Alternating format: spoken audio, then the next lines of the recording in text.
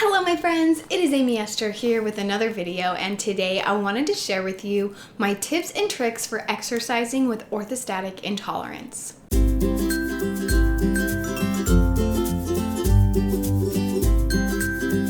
Hey guys, welcome back to my channel if you've been here before. If it's your first time here, hit that subscribe button, turn on the bell notification so you don't miss any of my videos. I make videos about my life as a wife and a mother with chronic illness. So if you're interested in those videos, make sure you subscribe. Today we are talking about exercise with orthostatic intolerance. So if you're watching this, I assume you probably have orthostatic intolerance. Maybe you have POTS or a different form of dysautonomia. If you have something else, let me know below. I don't know what other conditions cause orthostatic intolerance besides dysautonomia. So if you have something different, leave me a comment below. I would love to learn more about it. But if you don't know exactly what orthostatic intolerance is, according to Wikipedia, orthostatic intolerance is the development of symptoms when standing upright, which is relieved when lying down.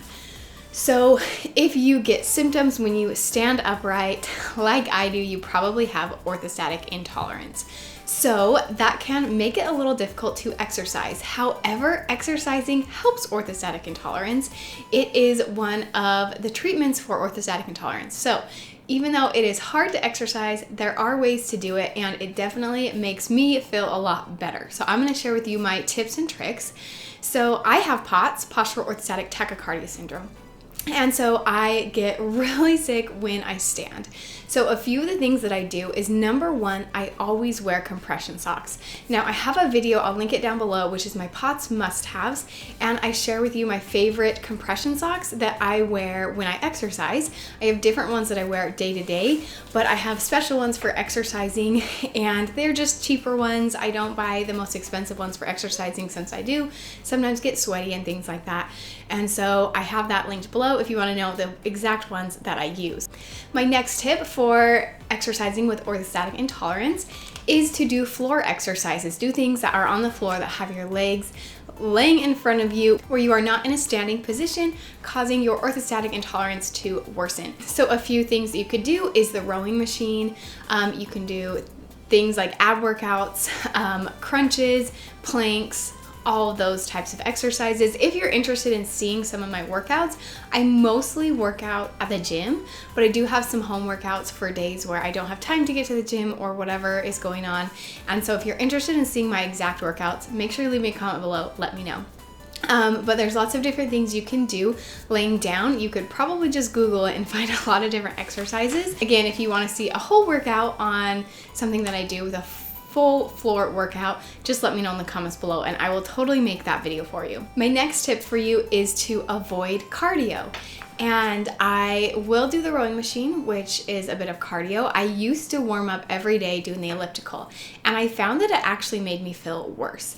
I think I do much better doing strength exercises, so lifting weights, and I used to do low weight, high rep exercises, and I have found, at least in my case, that doing low rep, high weight exercises is much better for my orthostatic intolerance. I feel much better if I am doing a lot of weight and strengthening my muscles, and not only does it help me in that moment, I can actually see it while I am lifting those weights. I can see my blood flowing, my veins get big, and I can feel the blood coming up to the upper half of my body. And I've noticed that over time, as I've gained more muscle, I feel a lot better. During the times in my life when I have been exercising consistently, doing strength exercises, I feel much better overall, even when I'm not at the gym, than I do when I'm trying to do cardio or I'm trying to do high rep, low weight. And it makes me feel a lot better because it is making your muscles bigger, which gets more blood into your muscles. If you have more blood in your muscles here and all over the place, then you will have your blood flowing a lot better. Now, I do occasionally go on walks, which is cardio, but I try to squeeze my leg muscles as much as possible when I'm there. And the reason I go on walks personally is for my mental health. It just makes me feel so good to get out of the house and get moving a little bit.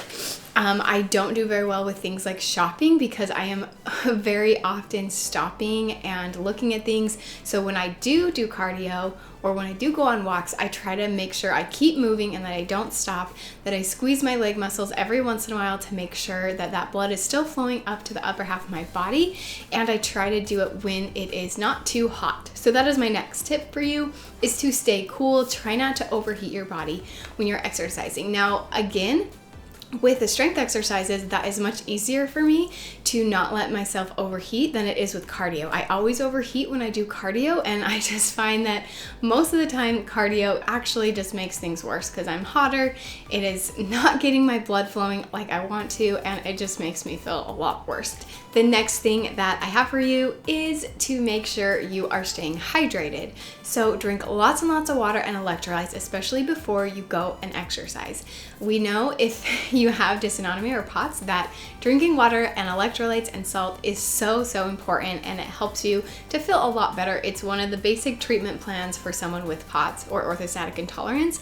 And so making sure while you're exercising that you're staying hydrated, that you don't let yourself get too thirsty. Make sure you drink a lot before you exercise, during, and after. And also make sure you do not go on a completely empty stomach. I have found that when I go first thing in the morning before eating, or if it's been way too long since I've had my last meal, that I feel a lot worse, that I just get these hunger pains, and my orthostatic intolerance seems a lot worse. I don't really know why this happens, but I've just noticed this in my life, that if I am too hungry, if I'm on an empty stomach, that my orthostatic intolerance seems a lot worse if I'm trying to exercise on it. I know some people say to lose weight that you should exercise on an empty stomach, but if you have orthostatic intolerance, at least from my experience, I would not recommend doing that. But on the other hand, do not eat a big meal before you exercise. I would just eat something small about 30 minutes to an hour before you go exercise. If you eat a big meal, especially a big carb meal, that can send so much blood to your digestive system that it takes it away from the other parts of your body and your muscles that need it. So make sure you eat a little bit before you go, but don't eat too much so that you are not wasting all that blood flow to your digestive system. And my last tip, which is probably the most important, is to be consistent. Make sure you are going regularly, whether that means you are going 3 or 4 times a week or every single day. I would recommend every day if you can. If not, make sure you go at least 3 or 4 times a week to exercise, because it is really important to strengthen those muscles and not just to use them every once in a while. If you just brush your teeth once a week, it is not going to be beneficial for your teeth. So make sure you are doing the same thing for your body and your muscles, that you are going consistently. And one thing that I like to do is, I will probably make a video on this in the future, but I make myself a minimum baseline for exercising, which for me is 5 minutes a day, 5 days a week. Now that may sound like that is not going to improve me at all, but it really helps me to be consistent, because if I'm having a flare-up and I'm feeling terrible one day, I have to just tell myself all I have to do is go for 5 minutes. Now, if I want to go longer, that's great. Usually I do end up going longer than 5 minutes because it does help me feel better, but every once in a while it doesn't. And so I just go for my 5 minutes and I'm done. But the important part is taught me to be consistent and to keep that commitment to myself, because it is not that hard to go just 5 minutes a day. And so I keep that commitment so that the next day when I am feeling a little better and I can do more than 5 minutes, I'm already in the habit of going to the gym.